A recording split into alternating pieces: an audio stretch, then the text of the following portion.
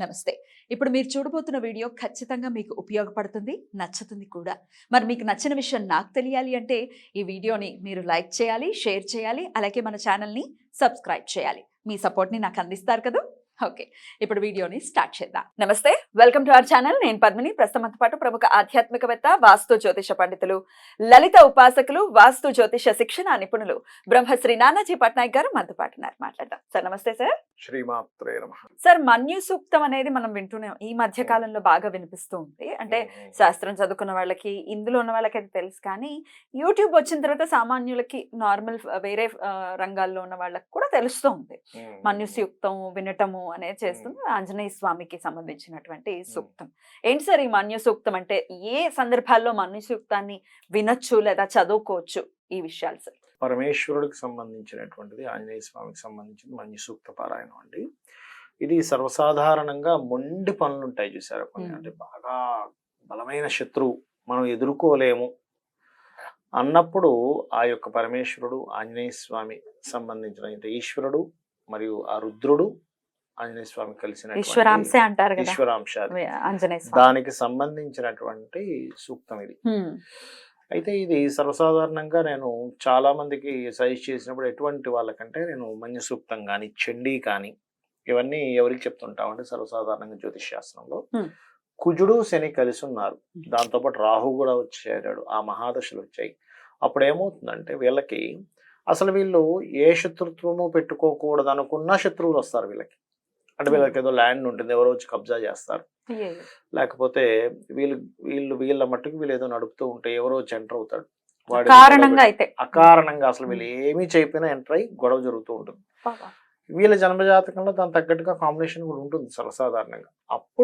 అప్పుడు దీన్ని మనం తట్టుకోవాలంటే మన్యు సూక్త పారాయణం చేయాలి అని చెప్తూ ఉంటారు. హోమం చేస్తారు, మన్యు సూక్త పారాయణము, హోమము, అర్చన, తర్పణము, అర్చన, మరియు అదేవిధంగా దానము లేదా బ్రాహ్మణ భోజనం చేస్తారు. అయితే ఎలా అయితే దీక్ష తీసుకుంటారో అదే విధంగా దీనికి కూడా నేల మీద నిద్రపోవడము, ఈ రకమైనటువంటి పద్ధతులన్నీ తీసుకొని చేసే పద్ధతి ఉంది. దీన్ని పారాయణం చేయడము బాగా తీవ్రంగా ఉంటే 40 రోజులు చేస్తారు కూడా దీక్షలా తీసుకున్న మన్యు సూక్త పారాయణం. కొన్ని కేసెస్ అయితే మీకు ఈ క్యాన్సర్ లాంటి ఉంటాయి చూసారా, భయంకరమైన జబ్బులు, వాటికి కూడా పనిచేస్తుంది మన్యు సూక్త పారాయణం, పనిచేస్తుంది. కోర్టు కేసులకు విన్నాను సార్. కోర్టు కేసెస్ కి గొడవలు జటిలంగా ఉంది, గొడవలు లేకపోతే కోర్టు కేసు జటిలంగా ఉంది. కోర్టు కేసులు అంటేనే ఏళ్ల తరబడి, అప్పుడు కూడా చేసుకోవచ్చు అనేది విన్నాను. మన్యు సూక్త పారాయణం చేస్తూ హోమంలో, మన్యు సూక్త పారాయణంలో మీరు అన్నట్టుగా కోర్టు కేసెస్ వ్యవహారాలు ఎక్కువగా ఉన్నాయనుకోండి, ఆ హోమంలో పసుపు కొమ్ములతో కూడా హోమం చేస్తారు. గురువారం నాడు చేయాలి. ఇప్పుడు రకరకాల కేసెస్ ఉంటాయి కదండి. ఇప్పుడు ఉదాహరణ ఎలా అంటే, ఇప్పుడు రోగాలు ఉన్నాయనుకోండి, మన్యు సూక్త పారాయణం శనివారం రోజు చేయాలి హోమం. కోర్టు కేసెస్ ఉన్నాయనుకోండి, గురువారం నాడు చేయాలి ఈ పసుపు కొమ్ములతో. ధన సంబంధించినటువంటి ఇబ్బంది ఉంది, ఫైనాన్షియల్ గా ఎక్కడ ఇరుక్కుపోయే డబ్బులు, ఒక పెద్ద ప్రాజెక్ట్ చేశాము కానీ వాళ్ళు చేయించుకున్న వాళ్ళు చక్కగా చేయించుకున్నారు, తర్వాత ఇవ్వట్లేదు, వాళ్ళది పవర్ చాలా ఎక్కువ. కొన్నిసార్లు ఎలా ఉంటుందంటే వీళ్ళ స్థాయి ఏమో సౌమ్యంగా వెళ్తున్న స్థాయి ఉంటుంది, వాళ్ళు చూస్తేనేమో ఒక రకమైన స్థాయి ఉంటుంది. వాళ్ళ దగ్గరికి వెళ్తే కొన్ని కేసెస్ అయితే నేను చూసాను, పని చేయించుకున్న తర్వాత డబ్బులు ఇమ్మంటే గన్ అక్కడ పెట్టేవాడట. ఏమంటాడు, గమని వచ్చేసేవాడు. హైదరాబాద్లోనే. అయ్యో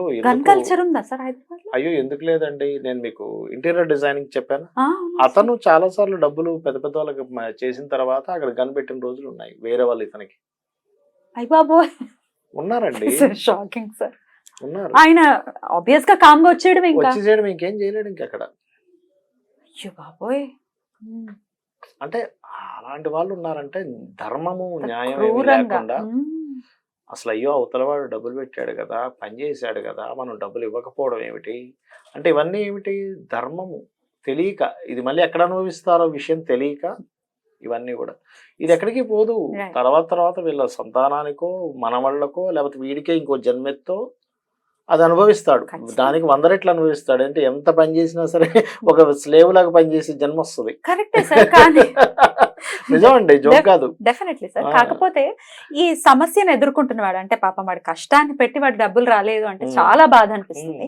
వాడికి ఇప్పుడు శిక్ష పడకుండా నెక్స్ట్ జన్మలో అని అంటే ఈ బాధపడిన వాడికి ఓపిక ఉండదు, లేకపోతే నమ్మకం కూడా సడలుతుంది కదా అంటే సార్. ఒకటి దానికి ఎట్లా ఆన్సర్? ఇప్పుడు ఎలా ఉంటుందంటేనండి, ఒకటి ప్రతిదీ కూడా ఆ, ప్రకృతిలో వెంటనే రిజల్ట్ ఇచ్చేది ఉండదు. ఇప్పుడు ఒక విత్తనం వేసాము, ఇప్పుడు పండు రావాలంటే రాదు. రాదు కదా. అలాగే ఒక వ్యక్తి ఒక సిగరెట్ తాగాడు, ఇప్పుడు క్యాన్సర్ రాలేదు కదండి, అసలు నిజమేనంటారా? సిగరెట్ పిట్టి మీద రాసింది తప్పు అంటే ఎలా? Correct. Smoking is injurious to health అంటాడు, ఎక్కడండి అసలు నిరూపించండి చూడండి అంటే అట్లా ఓ 10 ఏళ్ళు వరుసగా తాగితే అప్పుడు కనిపిస్తుంది లోపల రిపోర్ట్ లో. ఇది అలాంటిదే. ఇది కూడా అలాంటిదే. ప్రతిదీ వెంటనే రిజల్ట్ ఉండదు. వేలు పెట్టాం అగ్నిలో వెంటనే కాలుతుంది, కానీ వెంటనే అన్ని ఉండవాల. ప్రకృతిలో ఇమ్మీడియట్లీ రిజల్ట్ ఇచ్చేది ఉంటుంది, ఒక టైం తీసుకొని రిజల్ట్ ఇచ్చేది ఉంటుంది. ఇమ్మీడియట్ గా వాళ్ళకి బుద్ధి రావాలి అనే తత్వం ఉంటుంది చాలా మంది ఉంటుంది, ఉంటుంది, కదా. అప్పుడు ఉంటుంది. అప్పుడు మనల్ని మనం ఎలా సమన్వయపరచుకోవాలి నిజంగా? ఇమ్మీడియట్లీ immediate వాళ్ళకి గా. ఎఫెక్ట్ కలగాలంటే నేను చూసి చెప్తాను చూడండి. దశమహా విద్యలు చేస్తారు చూసారు ఎవరైనా, ఇమ్మీడియట్లీ రిజల్ట్ తగులుతుంది వాళ్ళకి. మనం ఇందాక సిద్ధేశ్వర భారతి గారి గురించి మాట్లాడుకున్నాం చూసారా. ఒకసారి ఏమైందంటే అతనికి ఒక ఎయిర్పోర్ట్ లో ఒక దగ్గరికి వెళ్తున్నారు ఆయన.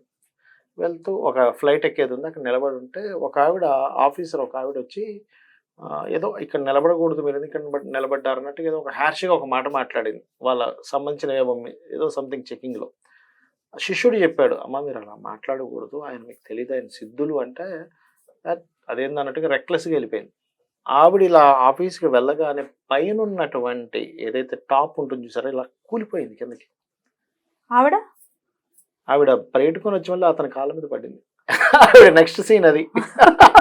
అంతే మేడ సిద్ధ పురుషుల జోలికి వెళ్ళకూడదు.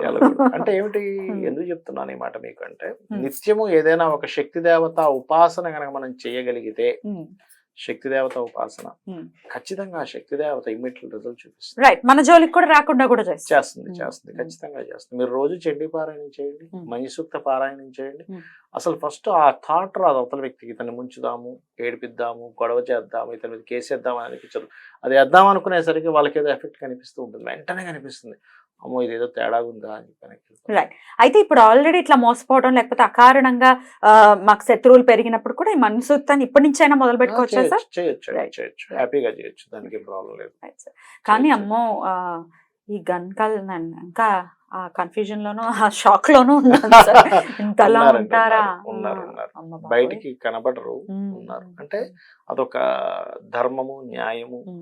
మనం అవతల వాడి సొమ్ము తినడం ఏమిటి అనే విషయం తెలియక ఆ వ్యామోహంలో పడి నేను వీడికి డబ్బులు ఇవ్వడం ఏంటి, 10 లక్షలు ఇవ్వాలి చూపించేసి వాడు బెదిరిపోతే 10 లక్షలు మిగిలిపోతాయి కదా అనుకుంటాడు. కానీ అది కట్టి కుదుపుతుంది అంటారు చూసారా. అది ఆ క్షణానికి నాకేంటి, నేను రాజుని, లేకపోతే నేను నా మాటే చెల్లుతుంది అని అనుకుంటాడు. కానీ అది ఎప్పుడు కొడుతుందో దానికి 100 రెట్లు 1000 రెట్లు అనుభవిస్తాడు మనిషి.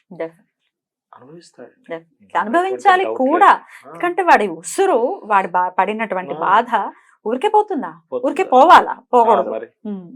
అది కాబట్టి పవర్ ని ముట్టుకుంటున్నారు, వాటర్ లో చేతులు పెట్టి ఉండకూడదుగా, వాటర్ లో కాలు పెట్టి ఉండకూడదుగా, ఎనర్జీ కన్ఫ్యూజ్ అవుతుంది అక్కడ. గృహస్థులు అయితే సార్, గృహస్థులు అయితే వాళ్ళ గృహస్థ ధర్మాలు పాటించుకుంటూ చేయొచ్చు, తప్పేం. బ్రహ్మచర్యం పాటించాలి అలా ఏం లేదు, గృహస్థు ధర్మం గృహస్థుదే, దానికి తప్పు లేదు. చాలా బ్యూటిఫుల్ గా ఎక్స్ప్లెయిన్ చేశారు సార్. డెఫినెట్ గా ఇట్లాంటి విపరీత పరిస్థితుల్లో మనుస్యుక్తాన్ని ఖచ్చితంగా ఆశ్రయం పొంది వారి తీవ్రమైన సమస్యల నుంచి బయటపడడం కోసం ఎందుకో అనిపించింది అసలు మన్యుసూక్తం గురించి మనం మాట్లాడుకోవాలి. చాలా అద్భుతంగా మాకు వివరించారు sir. Thank you so much. నమస్తే. శ్రీమాత్రే నమః.